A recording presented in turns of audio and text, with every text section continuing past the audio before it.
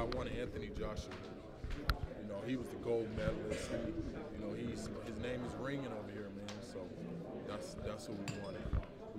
I want to take these fans over here, man. Win the hearts of these fans. Okay, I know it's the role of the media sometimes to create stories, but I'm going to quote you here. This is what you were quoted as saying. My team tells me Joshua is scared to fight 8 and 9. How much time do you need to Joshua's team? Did they not want this fight? I don't know. I believe it took him some time to come to an agreement. You know, it took him about a week to say he'll fight me. When on the other hand he told all the press that he was right away with it. Like, oh yeah, I'll take the fight. Him and I know what's going on though. Okay, I take it you've watched the tape. So you've seen his last fight, right? Yeah. Now he got rocked quite early in the first couple of rounds. I mean, when you actually watch that back, what do you actually take away from that, and what are you actually using in terms of your prep after seeing that fight? I can't really judge off of you know, they say you're only as good as your last fight, but I'd be a fool to go into a fight thinking that he's going to fight me like he fought that fight, you know. So I've watched it, you know. I've seen, if I see some of those habits that he was doing in that fight come out, then I'll be able to capitalize on it. But until then, I'm not going to go into the fight, you know, with that kind of mentality that he's going to be the same guy that he was at dinner. Okay, well, unfortunately, due to your last fight, you actually won that on a technicality in terms of injury. Now, again, you know, I hope you don't get out your chair, but a lot of the media have actually billed you as a fake champion based on that. I mean, first of all, what do you say about that? And, you know, in terms of your win, I mean, do you want to speak about that ever so slightly? I mean, was it my fault? Did I grab that man by his leg and break it? No, I didn't. So it's not my fault that it ended like that. The knockout was inevitable. You know, the knockout was right on the way. I wanted to give the people some rounds. You know, I had enough talent in there with Glasgow that I could predict when that knockout was going to happen. I was going to give it 6 rounds simply because I was in front of Showtime for the first time. I was in front of a big Barclays crowd for the first time, you know, and I wanted to put on a show. And it ended the way it did. I should have just knocked him out in the first round, you know, in that case, because he didn't have no power. You know, he was small. You know, it was easy work, and I was breathing easy.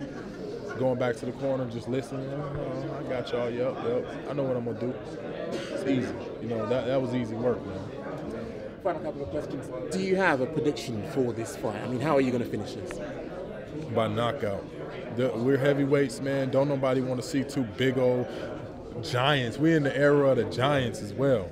Nobody want to see no 2 big old 250-pound guys going 12 rounds, man. That just don't look right. That do not look right. After y'all been laying all that leather on each other and pounding on each other for 12 rounds, you mean to tell me can't nobody go out? We got to go out on the scorecards? That ain't happening. Okay, final question. In terms of prep for the fight, there's an age-old adage, and that is, you know, sex equals sex. Yeah. Will you be having any before the fight? Absolutely not. We're going to be up in the mountains training hard, man, and I'm going to come 100% ready, man. I'm ready for this fight. I'm ready to take these fans, man, take the hearts of these fans over here in London at the O2 Center, April 9th. You know, it's going to be a beautiful day. It's going to be a beautiful night. Charles, do you think Anthony's underestimating you at all? I hope not. I wouldn't underestimate him. I'm not underestimating him. You know, I'm just speaking what my heart feels. You know, when I tell you I'm gonna knock him out, that's what my heart says. That's what my heart feels. I'm a realist, and I only speak what's really coming from me. You know, that's how I really feel. Do you feel you've been underestimated in England, certainly by the bookmakers, but by fans and stuff? People think it's a foregone conclusion over here. Possibly. There's some British people that are for me, and there's a lot that are against me. So. I don't get caught up in people's opinions. You know, I can't. You know, that'd be the worst thing in the world to, you know, hang on everybody's opinions and worry about what people think about you. You know, you'd be a wreck. You'd walk around like a wreck. So I just don't listen to it. Do you think that, obviously the Klitschko's kind of dominated the heavyweight division for a long time, but that's kind of come to an end now? Yes. Do you think that it's ready for someone else to take hold of it, one champion? There'll be one dominant name now? Yes, one dominant person, one undisputed heavyweight champion of the world. You know, we don't need 4 guys. You know, we want one guy. Like the Mike Tyson, Holyfield, Lennox Lewis. You know, those guys that were undisputed. That's what I would like to see again in heavyweight. That's me, Prince Charles Martin. Charles is going off that. Obviously, looking at the Fury, like Deontay Wilder. What do you make of all the different characters in the heavyweight division? Yeah, it's good, man. I think it's good for the sport, man. You know, the heavyweight division is thriving. You know, it's back. It's back. It's alive. You know, we revived it, and you know, we're bringing a lot of excitement to the boxing world. You know, we the lions of the sport. And is this experience surreal for you? Because you came into boxing quite late. If you look at other people who are champions now. Yeah, but on that same note, I knew I was able to embrace it because I knew what I wanted. You know, this when I stepped into the ring and said I'm gonna do this, I was all the way in. You know, I didn't have one foot in, one foot out.